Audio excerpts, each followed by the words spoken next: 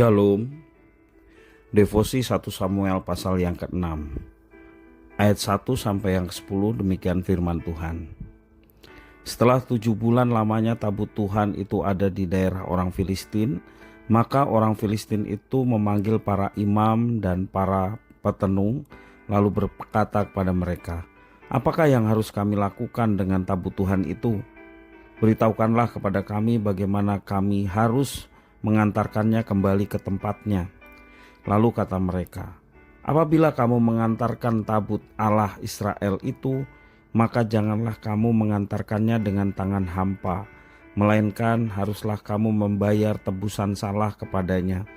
Maka kamu akan menjadi sembuh dan kamu akan mengetahui mengapa tangannya tidak undur daripadamu." Sesudah itu bertanyalah mereka, "Apakah tebusan salah yang harus kami bayar kepadanya?" Jawab mereka, "Menurut jumlah raja-raja kota orang Filistin, 5 borok emas dan 5 tikus emas, sebab itulah yang sama menimpa kamu sekalian dan raja-raja kotamu. Jadi buatlah gambar borok-borokmu dan gambar tikus yang merusak tanahmu, dan sampaikanlah hormatmu kepada Allah Israel. Mungkin ia akan mengangkat daripadamu, daripada Allahmu, dan daripada tanahmu tangannya yang menekan dengan berat.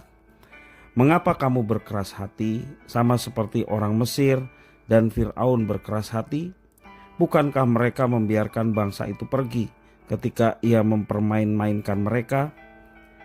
Oleh sebab itu ambillah dan siapkanlah sebuah kereta baru dengan 2 ekor lembu yang menyusui, yang belum pernah kena kuk. Pasanglah kedua lembu itu pada kereta, tetapi bawalah anak-anaknya kembali ke rumah supaya jangan mengikutinya lagi.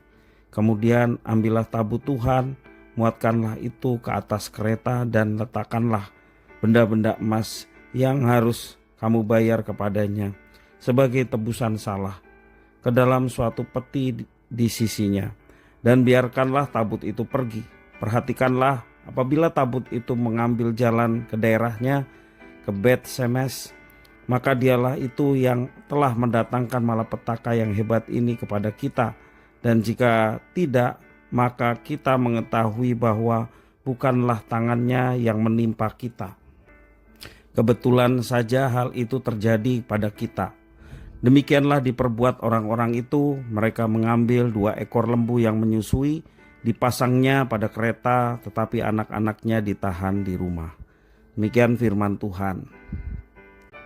Banyak kali orang gegabah dalam bertindak. Akibatnya ada hal yang tidak baik terjadi bagi orang yang gegabah mengambil satu tindakan. Seperti itulah yang terjadi dalam kehidupan bangsa Filistin dan orang-orang di Bet Semes. Bangsa Filistin yang waktu itu menang perang terhadap Israel, lalu merampas tabut Tuhan Allah, kemudian meletakkannya di sisi patung Dagon, sesembahan mereka di kuil Dagon. Hal itu membuat Tuhan murka dan menghajar mereka dengan tulah borok-borok. Dalam pasal yang ke-5 ayat yang ke-6 menjelaskan demikian. Karena mereka tidak mau mengatasi kemarahan Tuhan Allah, maka dipindakkannyalah tabut itu ke Gad. Namun di sana pun Tuhan tidak berkenan dan memberikan hukuman yang sama. Atas semua peristiwa itu, bangsa Filistin sadar bahwa apa yang mereka lakukan itu adalah salah. Oleh karena itu mereka berinisiatif untuk mengembalikan tabut Tuhan Allah itu kepada bangsa Israel. Orang-orang di Bet Semes pun mendapat hukuman dari Tuhan Allah karena mereka memperlakukan tabut Allah dengan sembarangan.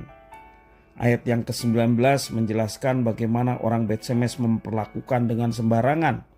Dikatakan, dan ia membunuh beberapa orang Bet Semes karena mereka melihat ke dalam tabut Tuhan.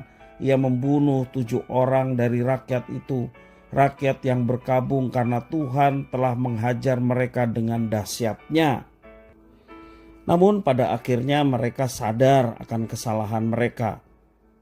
Mereka menyerahkan tabut Allah itu kepada orang-orang Kiryat Yearim untuk ditempatkan pada tempatnya. Firman Tuhan hari ini mengingatkan kita untuk berhati-hati dan tidak gegabah dalam bertindak. Banyak hal dalam hidup tidak boleh diperlakukan sembarangan. Hal yang kudus harus diperlakukan sesuai dengan kekudusannya. Karena ketika manusia sembarang dalam bertindak, maka akibatnya bisa fatal.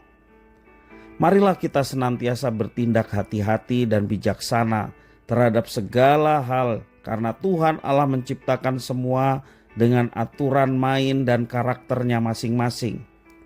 Terhadap sesama haruslah kita bersikap semestinya dalam memperlakukan mereka.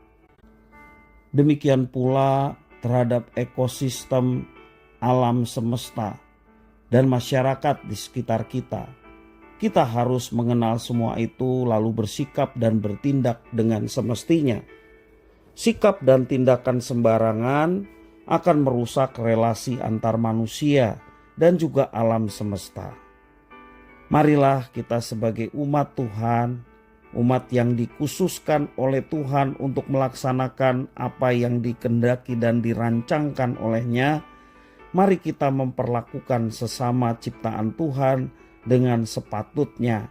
Apakah dengan masyarakat sekitar, demikian juga alam semesta.